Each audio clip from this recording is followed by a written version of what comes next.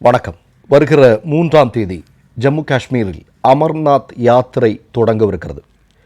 இந்த இடத்துல பாதுகாப்பு தொடர்பான விஷயங்களை விவாதிப்பதற்காக அமித்ஷா தலைமையில் ஒரு கூட்டம் நேற்றைய தினம் நடந்திருக்கிறது. ஆனால் அந்த கூட்டத்தில் அந்த மாநிலத்தினுடைய முதல்வராக இருக்கக்கூடிய உமர் அப்துல்லாவை அவர்கள் பங்கேற்க செய்யவில்லை. ஏற்கனவே நமக்கு தெரியும், பகல்காம் பயங்கரவாதிகள் தாக்குதல் நடத்தியதற்கு பிறகு உமர் அப்துல்லா தான் எல்லாத்துக்கும் காரணங்கிற மாதிரி மோடியும் அமித்ஷாவும் ஒரு தோற்றத்தை உருவாக்க முயற்சி செய்தார்கள். ஆனால் அது மக்களிடம் தோல்வியடைந்தது என்பது வேறு விஷயம். பகல்காம் பயங்கரவாதிகள் தாக்குதலுக்கு முன்னாடியே, ஒரு வாரத்துக்கு முன்னாடியே அமித்ஷா இதே மாதிரி அந்த இடங்களுடைய பாதுகாப்பு குறித்த ஒரு கூட்டத்தை நடத்துகிறார். அதிலையும் உமர் அப்துல்லா அழைக்கப்படவில்லை. பிறகு என்ன நடந்தது அப்படிங்கிறதெல்லாம் நமக்கு தெரியும். அப்போ மிகப்பெரிய தோல்வியை சந்தித்து கொண்டிருக்கக்கூடிய மோடி, மிகப்பெரிய தோல்வியை சந்தித்து கொண்டிருக்கக்கூடிய அமித்ஷா இப்போது அமர்நாத் யாத்திரையொட்டி ஜம்மு காஷ்மீருடைய பாதுகாப்பு குறித்த கூட்டத்தில் மீண்டும் உமர் அப்துல்லாவை அழைக்காமல் இருப்பது என்பது இந்திய கூட்டாட்சி தத்துவத்தை இல்லாமலாக்குவதற்கான மோடி அமித்ஷாவினுடைய திட்டத்தின் ஒரு பகுதி என்று இப்போ மிகப்பெரிய கண்டனங்கள் இந்தியா முழுவதும் வலுவாக எழுந்து கொண்டிருக்கிறது. இப்போ அடுத்ததாக மிக முக்கியமான செய்தி அப்படிங்கிறது மணிப்பூரில் 2 வருடத்திற்கு மேலாகியும் மிகப்பெரிய வன்முறை வெடித்து கிளம்பி கொண்டிருக்கிறது. 2-3 தினங்களுக்கு முன்பு கூட ஒரு மிகப்பெரிய அளவில் ஒரு பதட்டம் மணிப்பூரில் நடந்தது. நாம் உட்பட இந்தியாவுடைய பெரும்பாலான ஊடகங்கள் அந்த செய்தியை வெளியிட்டிருந்தார்கள். 2 வருடங்களாக மணிப்பூர் மாநிலத்தில் கலவரத்தை கட்டுக்குள் கொண்டு வருவதற்கு அல்லது அந்த மாநிலத்தினுடைய அமைதியை நிலைநாட்டுவதற்கு முடியாமல் இருக்கக்கூடிய மோடி, அமித்ஷா இன்னைக்கு என்ன செஞ்சுருக்காங்க தெரியுமா? எங்ககிட்ட தான் எல்லா எம்எல்ஏக்களும் இருக்கிறாங்க, எல்லா எம்எல்ஏக்களும் எங்களை ஆதரிக்கிறார்கள், எங்களுக்கு மணிப்பூர் மாநிலத்தில் ஆட்சி புரிவதற்கான அவகாசத்தை கொடுங்கள் அப்படின்னு கவர்னரை சந்தித்து கேட்டிருக்கிறார்கள். இதற்கும் இந்தியா முழுவதும் மக்கள் மிகப்பெரிய அளவில் கொந்தளித்து போயிருக்கிறார்கள். அவர்கள் கேட்கக்கூடிய சிம்பிளான ஒரு கேள்வி இதுதான். மோடியை பார்த்து, அமித்ஷாவை பார்த்து, எப்பா 2 வருஷமாக உன்னோட ஆட்சி தானே அங்கே நடக்குது, ஒரு சிறு அமைதியை கூட உன்னால் கொண்டு வர முடியல, டெய்லி பிரச்சனை தாங்க, டெய்லி வன்முறை, ஏதாவது ப்ராப்ளம். ஆனால் நீ இப்போ என்ன பண்ணுற? குடியரசுத் தலைவர் ஆட்சியை அமல்படுத்தலை, உன்னால் முடியலைங்கிறதுக்காக நீ குடியரசுத் தலைவர் ஆட்சியை அமல்படுத்துகிற. குடியரசுத் தலைவர் ஆட்சி நடத்தக்கூடிய இந்த குடியரசுத் தலைவர் ஆட்சி அமலில் இருக்கக்கூடிய நேரத்தில் நீ என்ன பண்ணுற? எல்லா எம்எல்ஏக்கள்கிட்டையும் பேரம் பேசி வழக்கமாக எல்லா மாநிலங்களையும் நீ என்ன செஞ்சுருக்கியோ அந்த வேலையை செஞ்சுக்கிட்டு இன்றைக்கி கவர்னர்கிட்ட போய் கேட்குற, நாங்கள் அதிகாரம் செய்வதற்கு கரெக்டாக எங்கள்கிட்ட எம்எல்ஏக்களெல்லாம் இருக்கிறாங்க, எங்களுக்கு அவகாசம் கொடுங்கள், நாங்கள் எல்லாத்தையும் நிரூபிக்கிறோம் அப்படின்னு சொல்லிட்டு போகிறேன். அப்போ இந்த இடத்துல மோடிக்கும் அமித்ஷாவிற்கும் அதிகாரம் தான் முக்கியம், மக்கள் முக்கியம் இல்லை அப்படிங்கிறது. இந்த 2 உதாரணங்களும் நான் எதற்காக சொல்கிறேன் அப்படின்னா, இன்றைக்கு இந்தியாவில் உள்துறை பொறுப்பில் இருக்கக்கூடிய, உள்துறை அமைச்சகத்தினுடைய தலைவராக இருக்கக்கூடிய அமித்ஷாவை மாதிரி இந்திய வரலாற்றில் இவ்வளவு தோல்வியடைந்த மற்றொருவரை நாம் பார்த்திருக்கவே முடியாது. அந்த அளவிற்கு மிகப்பெரிய தோல்வியை சந்தித்தவர் தான் அமித்ஷா என்று சொல்லக்கூடிய நபர். இப்போது ஆர்எஸ்எஸ் ஒரு முடிவெடுத்திருக்கிறது. வருகிற செப்டம்பர் மாதம், பீகார் தேர்தலுக்கு பிறகு வருகிற செப்டம்பர் மாதத்தோடு மோடியை வீட்டிற்கு அனுப்புவதற்கு ஆர்எஸ்எஸ் தயாராகிவிட்டது என்பது நமக்கு தெரியும். கூடவே அமித்ஷாவையும் சேர்த்து அனுப்புவதற்கான எல்லா வேலைகளையும் ஆர்எஸ்எஸ் செய்து கொண்டிருக்கிறது. அதற்கு மிக முக்கியமான காரணம் என்ன அப்படின்னா, மோடியும் அமித்ஷாவும் டபுள் இன்ஜின் சர்க்கார் அப்படின்னு சொல்லிட்டு தானே இவங்க பேசிகிட்டு இருக்கிறாங்க. ஆனால் இந்த டபுள் இன்ஜின் சர்க்காருடைய 11 வருட ஆட்சியில் மக்கள் மிகப்பெரிய அளவில் கொந்தளித்து போயிருக்கிறார்கள்.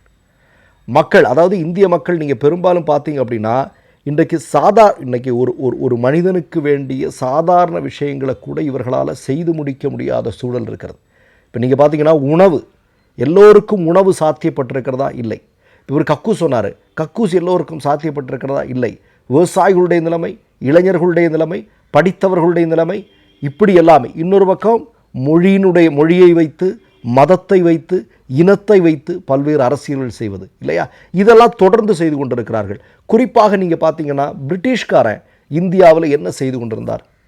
அவர்கள் இங்கே ஆட்சி பொறுப்பில் இருப்பதற்காக என்ன செய்து கொண்டிருந்தார்கள் என்றால், 2 மதங்களுக்கு இடையே பிளவுவாதத்தை உருவாக்கி, அதன் மூலம் கலவரத்தை உருவாக்கி தான் அதிகாரத்தில் தொடர்ந்து இருப்பது.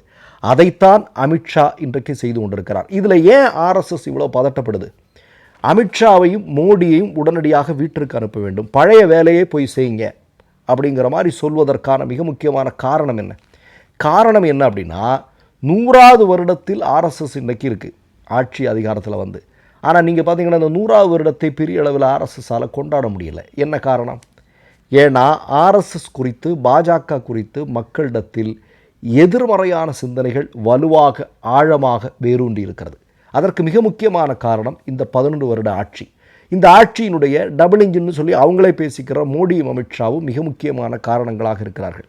இப்போ ஆர்எஸ்எஸ் என்ன சொல்லுது அப்படின்னா, பாஜகங்கிறதுல நம்மளாவது இருந்தாகணும், ஆர்எஸ்எஸ் இருந்தாகணும். இப்போ நமக்கு தெரியும், எல்லாருக்கும் தெரியும், சர்தார் வல்லபாய் பட்டேல் ஆர்எஸ்எஸ்ஸை தடை செய்யும் போது பிறகுவே மன்னிப்பு கேட்டு நாங்கள் அரசியல் ரீதியாக இனி ஒருபோதும் இயங்க மாட்டோம் என்று சொன்னதும், அதன் பிறகு நாங்கள் கலை பண்பாடு ரீதியான விஷயங்களை மட்டும்தான், கலாச்சாரத்தை பாதுகாக்கக்கூடிய நபர்களாக அந்த துறையில் மட்டும்தான் இயங்குவோன்னு சொன்னதற்கு பிறகுதான் ஆர்எஸ்எஸ் மீது இருந்த தடை வல்லபாய் பட்டேலால் நீக்கப்பட்டது என்பது தெரியும். இப்போது மோடியும் அமித்ஷாவும் சேர்ந்து செய்து கொண்டிருக்கக்கூடிய வேலைகள்னால ஆர்எஸ்எஸ் என்று சொல்லக்கூடிய அமைப்பிற்கே மிகப்பெரிய சிக்கல் வரலாம். எப்படி இருந்தாலும் நீங்கள் பார்த்தீங்கன்னா உலகளாவிய இடத்துல நீங்கள் பார்க்கும்போது ஆர்எஸ்எஸ்ஸை தடை செய்ய வேண்டும் என்கிற குரல்கள் மிகப்பெரிய அளவில் வலுவாக எழுந்து கொண்டிருக்கிறது. பல நாடுகளில் உலகத்தினுடைய மிக முக்கியமான பயங்கரவாத இயக்கங்களுடைய பட்டியலில் ஆர்எஸ்எஸ் முதன்மை இடத்துல இருக்குது. ஆர்எஸ்எஸ்ஸை தடை செய்ய வேண்டும் என்கிற குரல் ஒலித்து கொண்டிருக்கிறது.